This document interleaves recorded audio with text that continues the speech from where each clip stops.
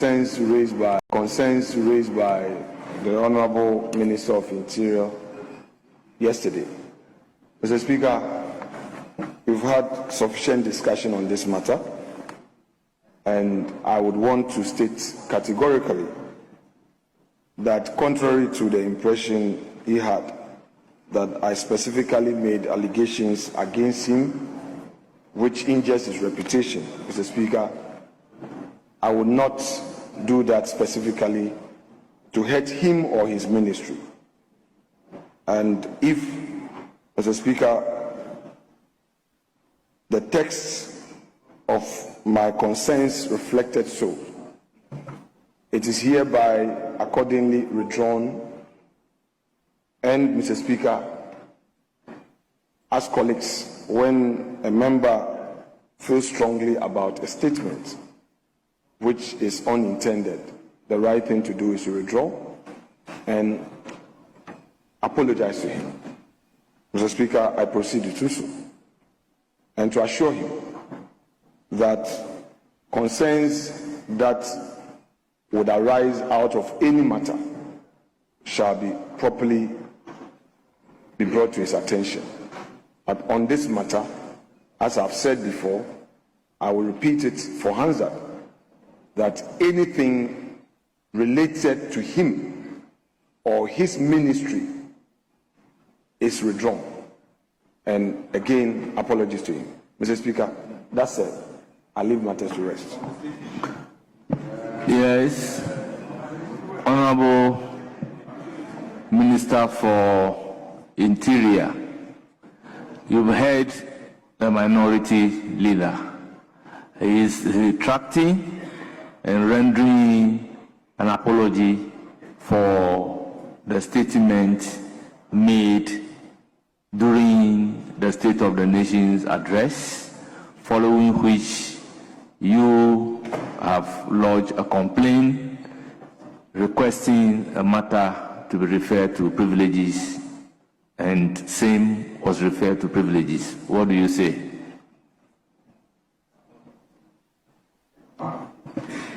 Thank you very much, Mr. Speaker. Mr. Speaker,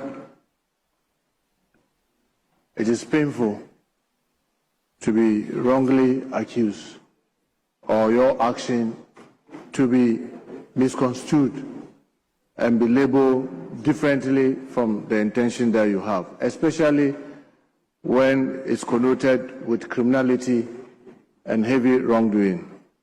Mr. Speaker, I've had a great privilege of serving in leadership in this House, probably with a greater respect and with all humility to my colleagues.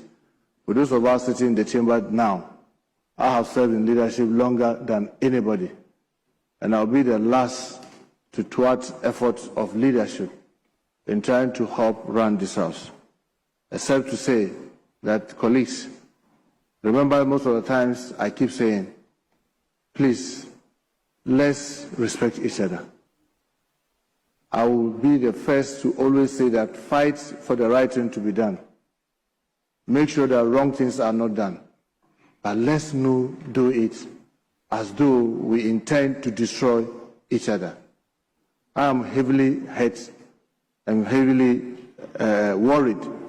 But who am I to say that if a colleague acts using the same spot or the same microphone in the same chamber, now comes back to say he has withdrawn and is apologizing?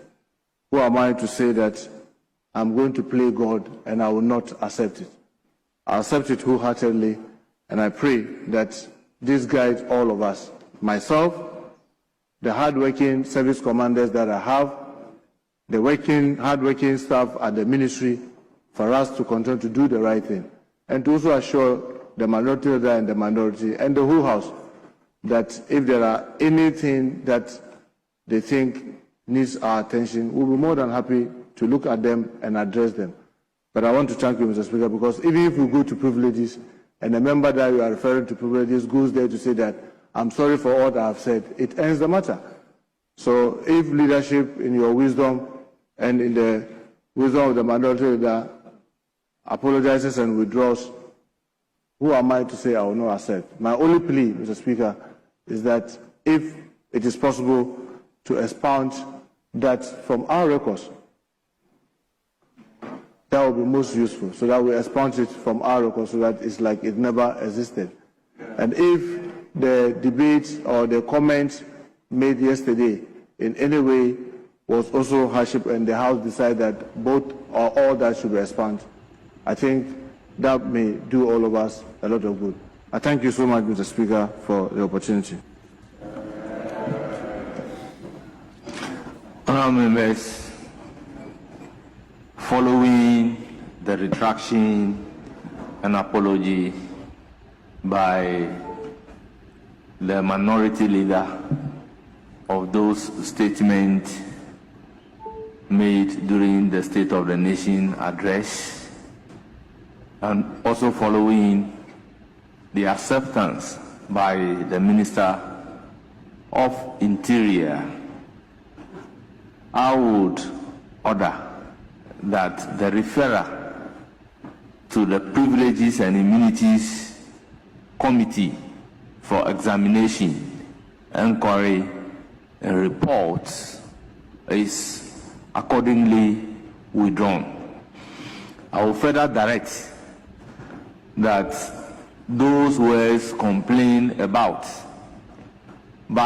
said by the minority leader and complained about by the minority leader is accordingly ordered to be expunged from the record as if it does not exist. Concerns raised by